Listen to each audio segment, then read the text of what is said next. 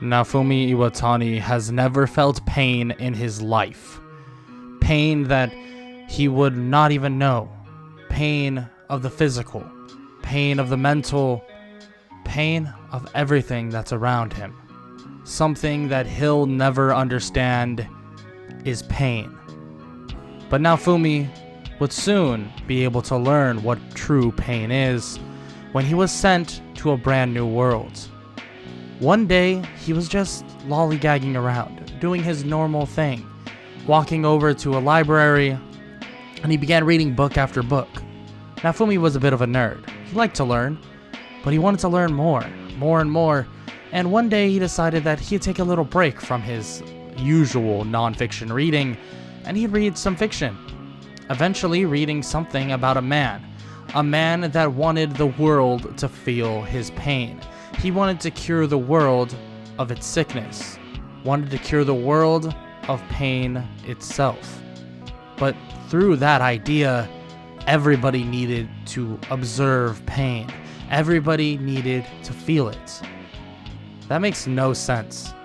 You have to feel pain to know pain, and have pain to live without pain? I don't get it, to be honest with you. And what's up with his eyes? They look all ringy. Why does it look like that? So ominous, scary, terrifying. I don't know, to be honest with you. But it's kind of like a hallucinogen. Like that thing that people do, like hypnosis. Whatever. This is not the book for me. Naofumi closes the book, puts it away, and grabs another one, looking at the 4 cardinal heroes. The heroes all wield different weapons, being that of a sword, a bow, and a spear. He begins to flip the pages and he sees that there's nothing else. He begins to walk over to the librarian, but he sees that the entire library that was once full is completely empty. Naofumi continues to flip the pages in complete confusion. Where is everybody? What's even going on? He flips to one page, and those eyes that he saw on that other book were sitting right there in front of him, staring at him, staring deep into his soul, and all it said was one thing: Renagon. Naofumi didn't know how to take this, didn't know what was even going on. That's until the eyes began to glow brighter and brighter, and the light consumed him as if he was blinded himself, gone in an instant. Naofumi woke up in a new place that he had no idea where he was, and let's just say this new place would come with a lot more pain. Yo, what is good, everybody? It's your boy Golden Falls, Golden What If, whatever you want to call me, and I'm back with the first part of Naofumi, the legendary Renagon hero. As you can see, the title is a little different. I'm trying some new things out. This is kind of how it's going to be. No more episode numbers. I don't really like the idea of episode numbers, so we'll have episode titles, and we'll have playlists and stuff like that for y'all to keep track of it. And I'll make sure to have the previous episode pop up before the episode even starts. So if you want to see that as soon as possible. So welcome to the first episode, or one of 2, of Naofumi, the legendary Renagon hero, episode title, Understanding Pain. So if you enjoy, make sure to leave a like, sub, comment down below, and I'm not going to waste any more of your time. Let's just get right into the what if. Let's get it. He arrives in this new world and he begins to question everything around him. Naofumi has no idea what's going on and no idea who these people are. But when he looks at the weapons that they're wielding, he realizes that they are very similar to the ones he saw in the book.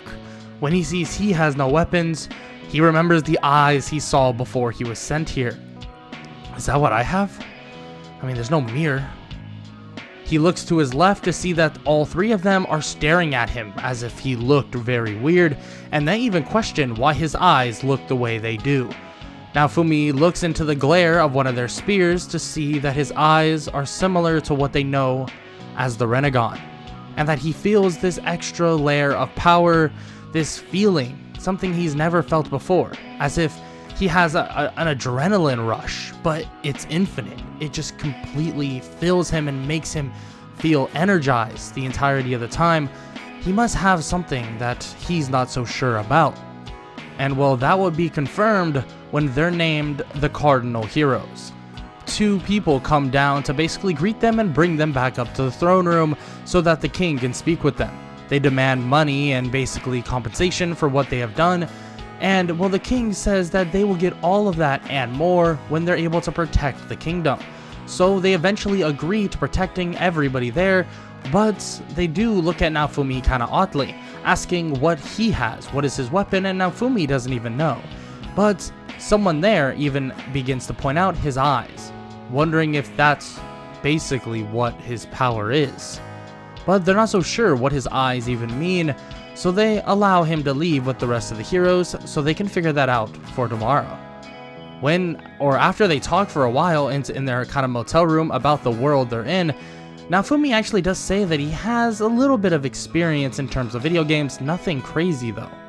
But this would backfire him on him when he arrives back at the kingdom, because quickly they all begin to scatter and choose who they want to go with in terms of the heroes. Of course, the adventurers don't choose Naofumi, and he's left there on his own. He's kind of confused and kind of frustrated about this, asking if this could really happen, that he'll need help. In which they say that they can't do anything about it, it's the adventurer's choice. But one fine lady supposedly steps up and says that she will more or less help him. And that woman is by the name of Mine. Mine is there to help him and join Naofumi's party, teaching him the basics, introducing him to Erhard, and some various other things as well, leading to them training. Naofumi realizes that some of his strengths and weaknesses are pretty apparent. Frankly, he doesn't know how to use the power that he has, but in his leveling system that he learned about, it does seem that his power is known as the legendary Renagon. It seems like the Renagon has various, and when he means various, he means various other powers that he doesn't even know how to use. But most of them are kind of locked or just unable to more or less use. But there is some stuff that he can use, being the universal pull and almighty push. Being just having that and basically advanced strength, and that's about it, it does hurt him quite a bit. Using this so-called chakra is what they call it in his leveling system, he's able to amplify various things in his body, but in terms of using that said chakra for this so-called ninjutsu or taijutsu or whatever, let's just say Naofumi doesn't really understand how to use any of it. But luckily he does have some help. Mine helps him kill some monsters, and he helps kill some monsters as well, using his almighty pull and almighty push that more or less can slam monsters into the ground, make them come straight to him, right into his hand, and able to kill them. And Naofumi can feel that his extra bit of strength, more like kind of hybrid superhuman strength, but not to the level of anything too crazy, allows him to actually keep up somewhat. Of course, not having a weapon is something else, and learning that he cannot wield another weapon makes him definitely curious. But as he learns more and more about his so-called Renagon, he learns about all the powers it is bestowed. Something about infusing chakra and controlling people? He hasn't really thought much about it and decided not to bring it up to Mine. And this decision would eventually be a really smart one, because soon Mine would ask if he would like a drink. And Naofumi says that he'd love to, but he's really not much of a drinker, and really he needs to stay up tonight and figure out some of these powers that he has. Mine then says that it's okay, and that they'll do it some other time, in which Naofumi agrees and says that he promises he won't turn her down again, at least in this regard. In which she smiles, but just as Naofumi leaves, that smile wipes from her face. Naofumi sits up at night, thinking about all the powers he's been bestowed, but he can't figure out exactly how to use all of them. Some of them are really, really complex. Like, what is the 10-tailed beast statue or something like that? I don't even know what that is. Something about a primal demon? I don't know. But even without that, there's other stuff I can use. What about these chakra rods or this other stuff about controlling things? Live, living, or alive, or death? It doesn't matter who they are. What about some of this other stuff? This other powerful abilities? I mean, I have my universal pull or almighty push, but what is planetary devastation? Naofumi contemplates all of this, He frankly has no idea what's going on and no idea what any of these things mean, but he's trying his best to figure it out. It does seem that he has some odd things in terms of more or less just learning how to control people, but also learning his powers in general. He eventually does figure out before he sleeps that he can basically use his chakra to do different things. So in his leveling system, there are different ninjutsus that he can actually use, which he doesn't really understand how to use them, and every time he tries to use it, it seems like it doesn't exactly work. Maybe it's a level thing, maybe it's a technique thing, he's not so sure, so he's going to continue to try and figure this out as he goes along. But with that said, Naofumi hits the hay. He wants to get some sleep, and eventually he does just that, and when he falls asleep, he begins to hear these noises outside his door, but it's as if he's hearing the whispers of it, as if they're not actually talking, but he can hear within their mind, hearing whispers of certain ideas, things that happened, them saying that Naofumi is a rapist. This immediately wakes up Naofumi. He stands up and opens his door to see multiple guards outside. He questions what's going on, and they say that he needs to go to the king right now. Naofumi is curious about what's going on, but continues to just follow their lead, waiting for the king to explain what's happening. When he arrives, though, Mine has accused him of rape, of taking advantage of her. Naofumi can hear the laughter within her head and even the king's. But the other heroes, they just believe what she said. Everyone around them, that's what he's doing. Can he really read their minds? Is that what he's hearing? He's hearing their minds somehow? He's not so sure, but he can hear the whispers, hearing the knowledge of everything that they're saying, and he begins to see this glow around them. A glow of some sort of soul? He doesn't know, and he's not sure. But one of these days he'll figure it out, and when he does, he'll be strong. But now for the task at hand, dealing with these people. He tries to argue the case, saying that he didn't do any of that sort, but they don't believe him. They say that he is just a hungry, or basically a power-hungry hero, that he's nothing, that they'd kill him if they didn't need him to protect this place. Naofumi is pissed at hearing this. He doesn't care about them. He doesn't care about anything in this world. Why would he care? He's pissed. He's never felt like this in his life. Naofumi then breaks free of the guards and actually just begins to walk away. But multiple of the guards try and stop him. But when they try to do this, one thing is heard. Or actually more specifically, 2 words. Almighty push. Naofumi sends a shockwave around him, and they all go flying off of him, slamming in either to the wall or right through multiple windows. He walks away as everybody is shocked at the display of power. Naofumi doesn't want to deal with this. He's tired. He's frustrated. He thought that, well, he finally got some slack. Someone helped him out. But instead, she turned and she wanted to make him seem like the evil person. This must be planned. He can tell. And this just infuriated him even more. Naofumi headed off, knowing that the whole capital, the whole Melwarmark, the entirety of the kingdom knows that he supposedly raped a woman. So when he leaves, everybody begins to whisper about him, watching him walk away, and just as he gets near an alley, Erhard grabs him, slamming him into the wall. Naofumi shakes his head and tells him to get his hands off of him right now, or else.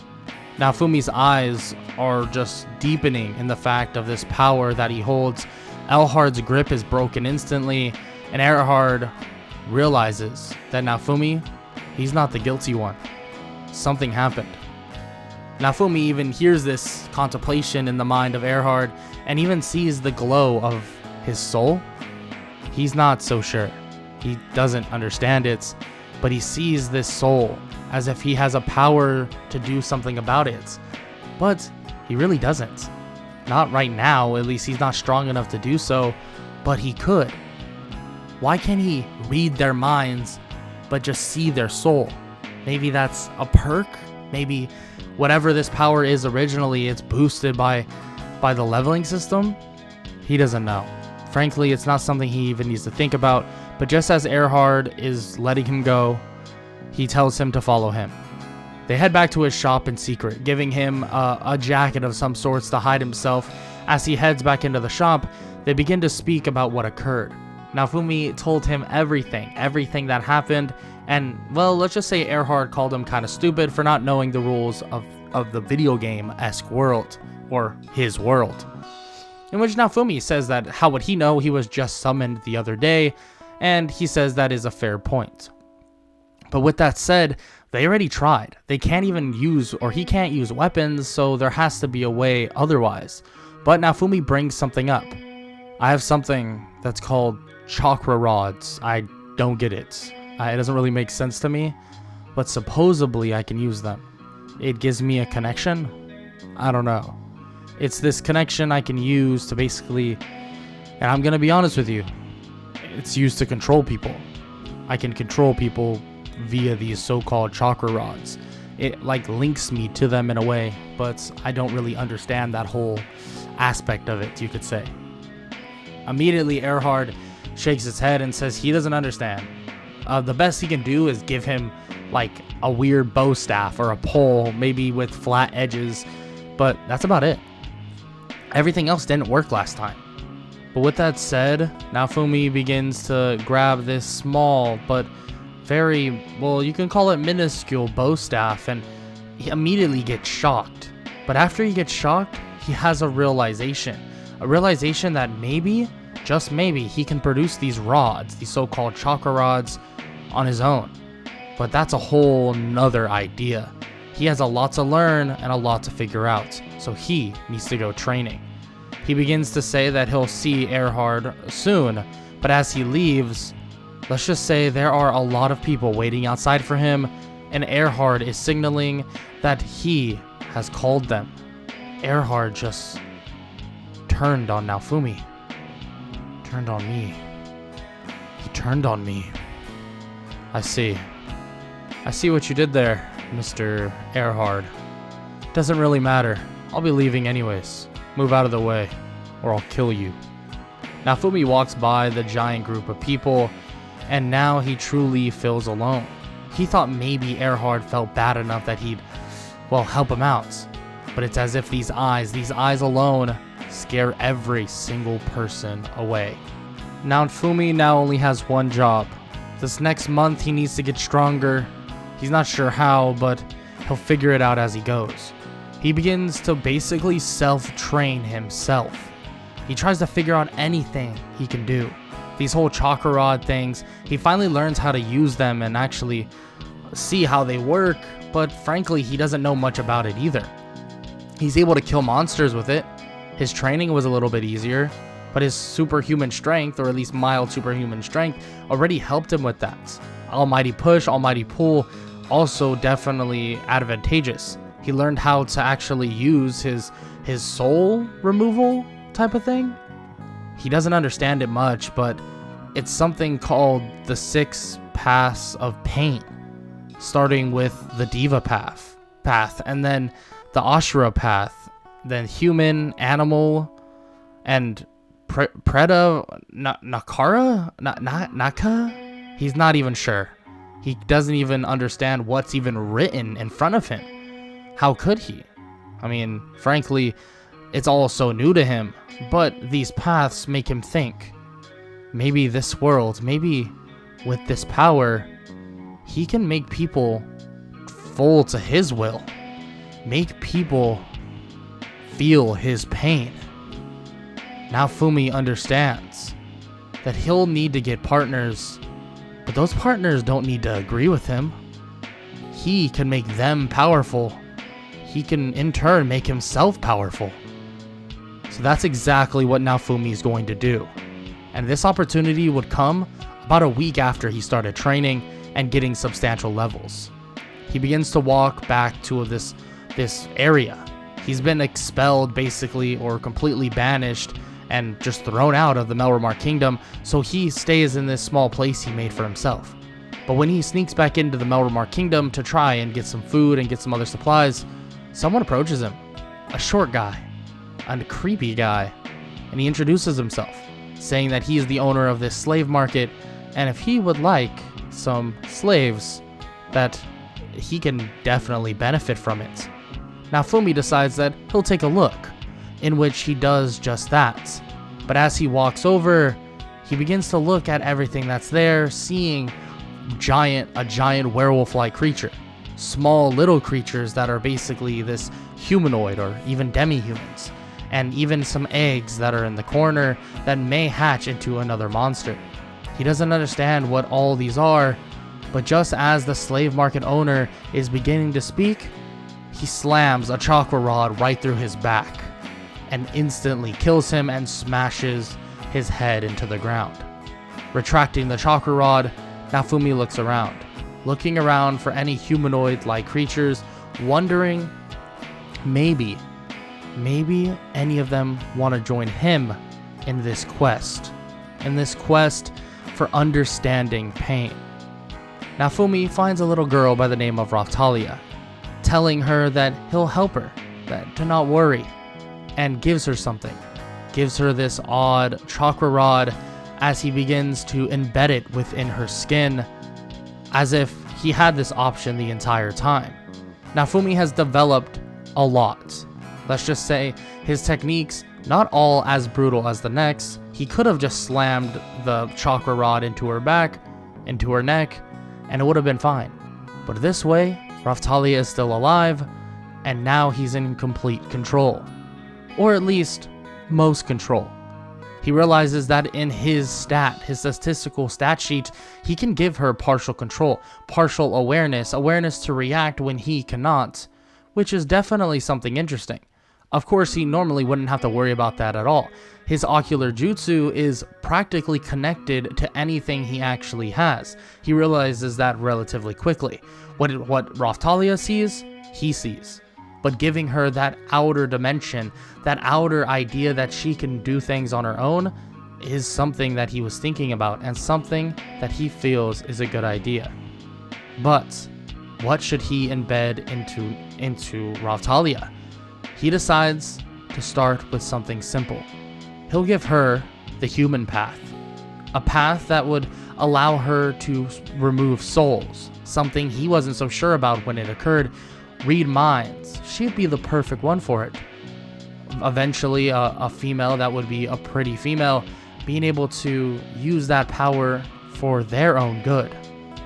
Naofumi then nods his head as they begin to walk out, as if she understood already what the job was to be done. And let's just say, the training from here on out got quicker, better, faster. And throughout this time, Naofumi debated with going back into that slave market, walking over the dead body of that slave market owner and getting another person to add to his group. For now, he won't. But maybe, just maybe, he'll add a little monster to it. It's not too bad of an idea to do so anyways. After training for the next month, their power has exceeded very, very, very well. They have grown in strength a substantial amount, and Raftalia has shown that she is extremely capable with not only the power that was given to her, but even weapons that they found throughout their journey. They just fought monster after monster and eventually were able to get Raftalia a nice sword, allowing her to expand her arsenal of power even more, but still, with her human path of pain powers, she can do far more with that blade. The blade endowed with that power, let's just say that she is extremely strong herself. Both of them being at a decently high level, Raftalia at 35 and Naofumi at almost 50, they're ready for the next wave. But Naofumi needs to know when that will occur. But he won't even be able to know. So counting his days more or less, he basically headed over to a nearby village called Loot Village, in which he talked to the people there, vaguely, not too much, but did talk to him for a little bit. asking about time frames and other things like that, and that realizing he's only been there for about 28 days. Approaching very soon, in about 48 hours, will be that first wave. But after he's done with this, he needs to figure a way out of Melormark, and so that he can find his own way, his own path. Naofumi awaits the wave while preparing with Raphtalia, and then he gets a notice soon after the 48 hours are up, saying that the wave is about to begin and if he wants to be sent to the main boss, in which Naofumi doesn't necessarily want this. He actually wants to try and protect the people here, at least at this moment, but he debates with that idea. He begins to look around, look at the people there. Do they really care? Do they care about me? It's interesting thoughts. Well, either way, it doesn't matter. It's just all an ends to a means, or a means to an ends. Frankly, I just need them for supplies. So I guess keeping them alive is probably beneficial. Naofumi does just that. Let's just say the wave wasn't very fruitful, very eventful. Naofumi learned some new techniques during this time, including something known as shadow clones. These shadow clones allowed for him to make duplicates of himself. It's very limited. He doesn't even know how this whole chakra even works. Supposedly, a wielder of the Renagon like himself would have a ton of it. But it seems that this so-called Renagon works very differently in this world. The scaling and the power scaling and the differences are very, very intense. He reads one thing in terms of the description of the Renagon, but he reads another in terms of the description based on the world's stats. He's not so sure what the effect is and how it scales, but he does have extreme amounts of powers that he can wield himself. But after defeating most of the monsters, we're talking about these zombies, these orc-like creatures, these skeletons, whatever you can think of, he defeated, and finished off with relative ease. Raphtalia just went around either slaying them with her sword or taking a soul if one was present. Raphtalia's power in general is gaining at a rapid rate, and she's almost at level 40 just as Naofumi passes level 52. They're both extremely powerful, but Naofumi knows that the bigger his army grows, the more people he gets, the more paths of pain he can link to himself, the better everything will go. After the wave finally finishes off, he knows that they just lollygagged around. They waited, took way too long to finish off the main boss, and made Naofumi more or less protect this place longer and longer.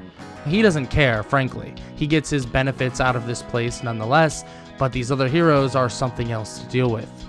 After dealing with all of that, and after making sure everyone was quote-unquote okay, being that he doesn't really care, just making sure that he has the trade still inclined, he heads over to get a new monster egg.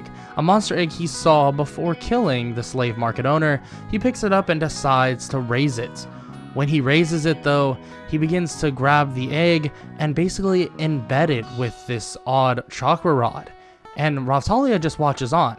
And the fact that he gave her basically coherency and more or less free will in a way, she's able to give her own opinion on what's going on. That he's able to basically put this chakra rod into this unborn fetus of an egg, which is still developing, and this chicken or whatever hatches from it will actually benefit greatly. That the power of this person or whatever comes out, this animal, will have insane amounts of power. And Naofumi didn't even realize this and nods, thinking that maybe in embedding it with chakra and the chakra rod, as if basically how he did it initially with Raphtalia, allowing it to live may make it that much stronger. But he hasn't tested that theory either. A dead person could be as strong as an alive person, but embedding something as it's growing, as it's getting stronger, as it's growing up, could mean for an even more powerful monster. And that would later be confirmed when Philo was basically hatched out of her egg, and she had similar eyes to Naofumi, and when she grew in a matter of one day into a giant Philolial, he knew how strong she could possibly be. Naofumi wanted to embed her with a certain power, so he decided that he would embed her with the power of the animal path. This animal path would allow, more or less, to make highly dangerous monsters, and it can summon basically most monsters you could even think of, allowing various bodies, including the body of Philo, to change as well. After learning of all the powers that Philo possesses, he begins to think that he should use it to his advantage, figuring out how to use different ways to more or less travel around this area. Head off, get out of here, leave, Melromark. But as he goes to do that, going to actually talk to Philo, because she does have some coherency in terms of basically what they should be doing, and learning more and more about her powers, there's something that comes up. Motoyasu and the person that basically told him, or told all of them, that he was a rapist, shows up. Mine. Motoyasu and Mine pull up onto Loot Village and begin saying that this will now be under the rule of Motoyasu. Naofumi disagrees and tells them that they need to go, that when he leaves they can do whatever they want, but when he's here they're going to step off. They refuse, and that a royal decree says otherwise, that they will not leave, they will take over Loot Village, and he, the scum of the earth, needs to leave. Naofumi then shrugs and begins to float in the air, in which, well, let's just say he brings, Philo and Raphtalia with him. They all three begin to float in the air as Naofumi looks down. You know, you all are something else. Whatever, doesn't matter anymore. If you want a pile of rubble so badly, you can take it. Almighty push! Naofumi then expands. It's as if this giant wave of energy disperses off of him, something crazy, way larger than anybody has ever seen. Naofumi did the same thing back in the kingdom, back in the palace, back in the throne room, but this wasn't the same type of almighty push. This was different, stronger, and it's obvious why.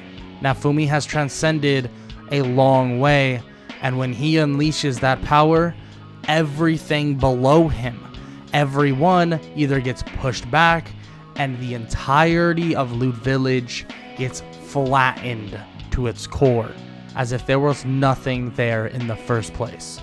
Naofumi then leaves with Raphtalia and Philo, as Philo turns into a dragon-like creature, flying them out immediately off and summoning another dragon, so that they would basically have multiple people on, or one person on each mount. They leave and begin heading off to a brand new country in hopes to find another place, salvation. They're not sure if they would even find that, but during this flight they do come across another place that has a ton of people very similar to Raphtalia. Naofumi isn't so sure if they should go down. Raphtalia even brings it up, but since she brought it up, Naofumi decides that he'll do just that. They are connected to some sort, so she is kind of one of his voice of reasoning, if you can put it that way. They fly down and realize and see a ton of demi-humans, but while there, they see a nice human man, actually helping out. This man's name is Van Richnot. He's actually the lord of this area, and he's helping all of the demi-humans. He approaches the three of them and asks what their deal is, more or less asking what they need, and they just explain that they're visiting, and that they're actually going to be heading off to this area, this other place. Supposedly it's called, Shield something? Van Richnot then cuts them off and says that it's Shield Frieden, a nice area, a very nice area, that has some very loyal people. He looks into Naofumi's eyes and realizes who he is. Oh, the Renagon hero. I've heard about you. Very interesting. A rod appears in the hand of Naofumi, but Van Richnot makes it apparently clear that he has no quarrel with Naofumi. Not at all, actually. He's very interested in him, frankly. He's very interested. Naofumi nods and basically doesn't say much after that, but looks around and sees that these people are somewhat struggling. Even though Van Richnant is helping the most he possibly can, demi-humans are still kind of like outcasts. They're more or less just thrown aside. Naofumi looks at Raphtalia and shrugs over as if telling her to go over there. She begins to immediately understand.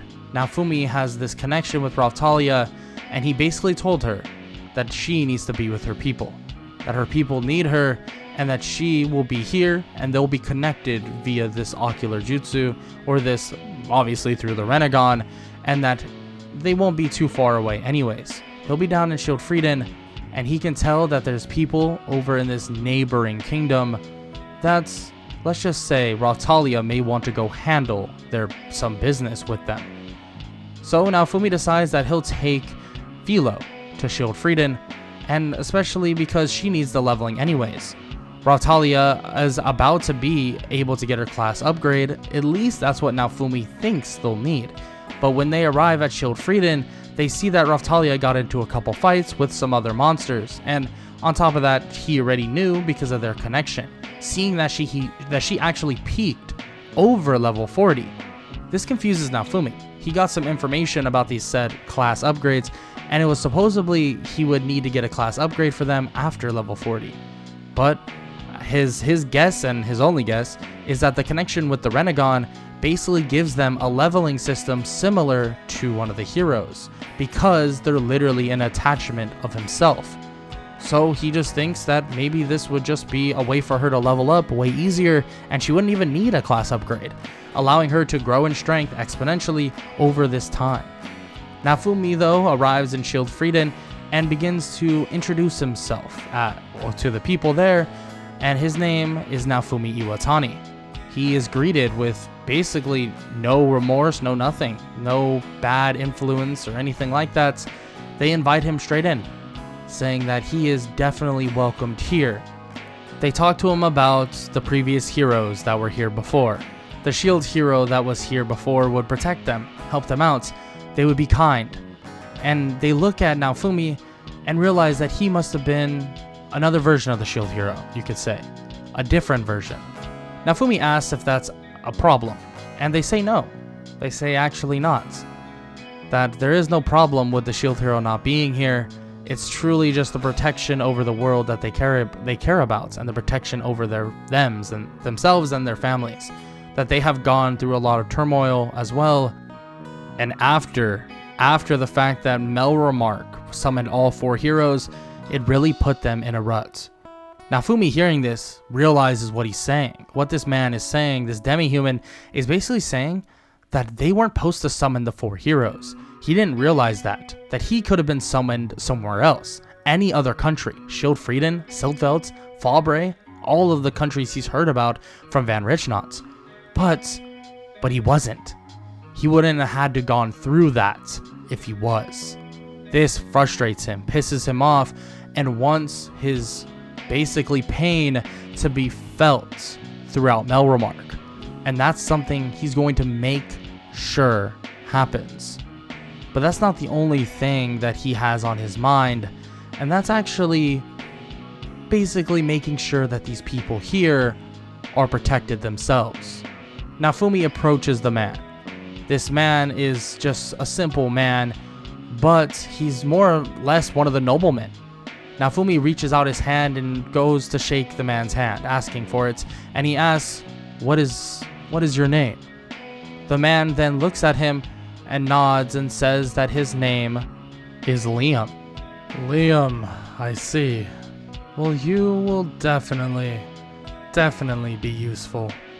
Naofumi then sends a chakra rod through the man, but then kills him just as he does so. He wants to test if he could actually do this on a dead body, learning he could do such a thing, turning him into the Predapath. It seems that he's still withholding a lot of his power, if not every power from all 6 paths of quote-unquote pain, but it does seem that it is running thin. The more of these people he's adding, the more the connection broadens.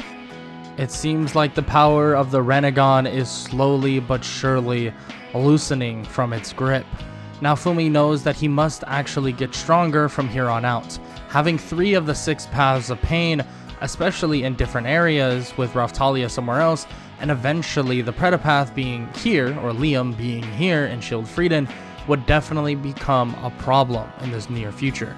But with that said, Naofumi knows that soon, not very soon, but definitely soon in the coming weeks, there is going to be an eventual wave. This wave will be something he needs to be prepared for, but unfortunately he'll have to basically handle some other things before that occurs. He's called back to Melromark, more specifically to where Raphtalia currently is, leaving the Predapath there currently. When he arrives at Raphtalia, he already basically knows what she wants to do, but she already explains obviously. After explaining a bit, they head off to a nearby kingdom. A kingdom that she personally already scouted out, and now Philo, him, and also Raphtalia will head in and seize a man by the name of Rabier. When they enter, they begin to seek out this man, eventually finding him in this odd-looking dungeon, and you can hear the screams of fellow demi-humans getting whipped one after another, and one after another. This bothered Raphtalia extremely and wanted to go over immediately, and that's exactly what they did. Finding Rabier, and Raphtalia sends her sword straight through his chest while pile driving that sword straight upwards. This basically makes Rabier more or less like a shish kebab and kills him on impact. Throwing his body on the ground, she looks toward the monster or the demi-human in the cage, looking to see that it's her childhood friend, Keel. Keel is still alive, and there's other people there that are alive as well. But not everybody's alive, seeing that some of her other childhood friends have died along the way. Unfortunately, they weren't here sooner, and let's just say they died because of this horrible place. Naofumi recognizes that Raphtalia has gone through pain. They all have. And he decides to bring them all in and bring them to the area that Van Richnot basically has under control. But Keel brings up the fact that Raphtalia looks different. Raphtalia isn't the same, in which Naofumi nods and says that she's not, that she is one of the paths of pain, and that unfortunately she is not the same Raphtalia that she knew. But with that said, Raphtalia is far stronger than you could possibly imagine. Keel is then taken away, and so is a lot of the other demi-humans who survived this complete utter slavery, brought back to the kingdom of where Van Richnot has territory over, and more or less has them in complete safety. I mean, if you wanted to call it that. After getting these people to safety and getting them back to Van Richnot's area, Naofumi, Raphtalia, and Philo begin their training once again, and they begin to level up extremely fast. But 3 days before the wave, they'd actually be confronted by someone, actually multiple people. The sword hero, the spear hero, and even the bow hero. All have come with their parties, including mine and some of the royal guards, to basically make sure that Naofumi gets the hell out of Melromark. But not only that, if they see him there anymore, that he will be tied up, chained, and thrown into prison. Naofumi says that they better watch their mouths. But just as he says this, one of the knights and also some of the party members begin an onslaught on the people, the demi-humans of that said village. Naofumi tells Raphtalia and Philo to protect them and basically kill whoever is attacking them, but unfortunately, Raphtalia's friend, her friend Keel, was killed, dead. She just got back and now she's gone. Philo even brings up multiple bodies of the enslaved and also the not enslaved people. Not too many were killed, but we're talking 3 to 4 people. Naofumi is now angry. Naofumi wants his true revenge. He begins to put out his hands, but then puts them back to his side. He signals to Rautalia and Philo to do their worst. Philo then summons a giant monster. As she does this, it's a gigantic multi-headed hound beginning to charge at the heroes and also mine, and it begins to attack them and brutalize the army that they have, or at least the knights they have, and also some of the party members of the other heroes. The other heroes may be able to defeat it, but it won't be that simple to defeat Philo, Rautalia, and Naofumi. Naofumi begins his own onslaught, not even using any of really his techniques, just fighting them hand to hand, beating on Motoyasu, and Ren and Itsuki are trying to fight Rautalia, but can't really cover much ground against her. Her strength and her abilities basically allow her to do various things and allow her to be one step ahead at all times. It seems this leveling system has advanced the Renagon beyond any power they could possibly think of. The original powers that are described within the Renagon, being the legendary Renagon hero, were simple. Well, sort of. But now they have advanced to the point where there's even more added upon it, making it even more complex, but making it even stronger. Rautalia is keeping up as if it was nothing, and eventually they're able to get rid of the heroes. Not kill them, but definitely put them on the back foot enough where they're forced to retreat. Some of the people, knights and also mine who are still there, all get grabbed, chained up, and stuck there. Naofumi then says that they just killed some very important people. Naofumi then puts his hand over a place on the ground. They're not sure what's happening. Well, Naofumi knows, as this monster, it seems, gets summoned out of the ground, the King of Hell.